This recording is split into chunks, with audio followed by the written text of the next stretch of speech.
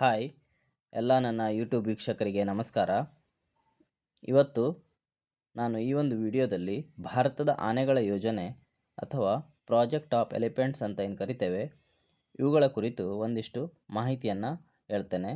ಯಾರೆಲ್ಲ ಚಾನೆಲ್ನ ಇನ್ನೂ ಕೂಡ ಸಬ್ಸ್ಕ್ರೈಬ್ ಮಾಡಿಲ್ಲ, ದಯವಿಟ್ಟು ಎಲ್ಲರೂ ಚಾನೆಲ್ನ ಸಬ್ಸ್ಕ್ರೈಬ್ ಮಾಡಿ ಅಂತ ಹೇಳ್ತಾ ವಿಡಿಯೋನ ಮುಂದುವರಿಸೋಣ.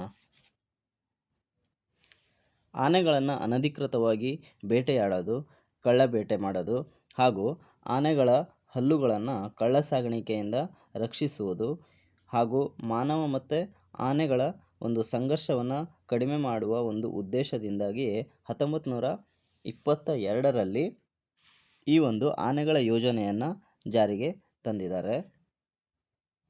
ಮತ್ತು ಆಗಸ್ಟ್ 12 ನಾವು ವಿಶ್ವ ಆನೆಗಳ ದಿನ ಅಂತ ಕೂಡ ಆಚರಿಸ್ತಾ ಬಂದಿದ್ದೇವೆ. ಇದನ್ನು 2012ರಿಂದ ಪ್ರಾರಂಭ ಮಾಡಿದ್ದಾರೆ.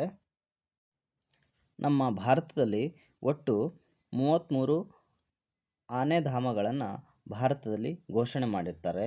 ಅವುಗಳಲ್ಲಿ ಒಂದಿಷ್ಟು ಪ್ರಮುಖವಾದವುಗಳನ್ನು ನಾನು ಇಲ್ಲಿ ನಿಮಗೆ ತೋರಿಸಿದ್ದೇನೆ, ನೀವಿಲ್ಲಿ ನೋಡ್ಬೋದು.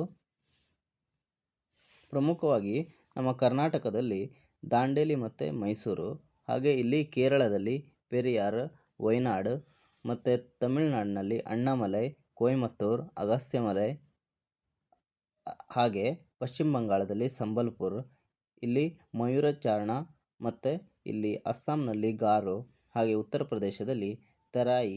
ಇದು 33ನೇ ಆನೆಯ ವನ್ಯಧಾಮ ಆಗಿರ್ತದೆ. ಇವೊಂದಿಷ್ಟು ಪ್ರಮುಖವಾದ ಆನೆಗಳ ವನ್ಯಧಾಮಗಳು. ಭಾರತದಲ್ಲಿ ಒಟ್ಟು 14 ರಾಜ್ಯಗಳಲ್ಲಿ ಪ್ರಮುಖವಾಗಿ 33 ಆನೆಯ ವನ್ಯಧಾಮಗಳನ್ನು ಸ್ಥಾಪನೆ ಮಾಡಿದ್ದಾರೆ.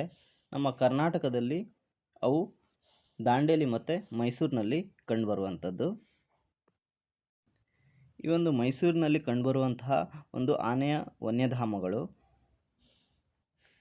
ಬ್ರಹ್ಮಗಿರಿ, ನೀಲಗಿರಿ ಮತ್ತು ಈ ಪೂರ್ವ ಬೆಟ್ಟಗಳ ಪ್ರದೇಶಗಳನ್ನು ಒಳಗೊಂಡು ಇರುವಂಥದ್ದು. ಇದನ್ನು 2002ರಲ್ಲಿ ಘೋಷಣೆ ಮಾಡಿರ್ತಾರೆ. ಅತಿ ಹೆಚ್ಚು ಆನೆಗಳು ಕಂಡುಬರುವಂಥದ್ದು ಮೊದಲನೇದು ಕರ್ನಾಟಕ, ಎರಡನೇದು ಅಸ್ಸಾಂ ಹಾಗೂ ಮೂರನೇದು ಕೇರಳ. ಅದೇ ಅತಿ ಹೆಚ್ಚು ಆನೆಯ ವನ್ಯಧಾಮಗಳು ಹೊಂದಿರುವಂಥ ರಾಜ್ಯ ಅಂದರೆ ಮೊದಲನೇದು ಒಡಿಸ್ಸಾ, ಎರಡನೇದು ಅಸ್ಸಾಂ. ಇಲ್ಲಿ ತಲಾ 5 ಆನೆ ವನ್ಯಧಾಮಗಳು ಹೊಂದಿರುವಂಥದ್ದು.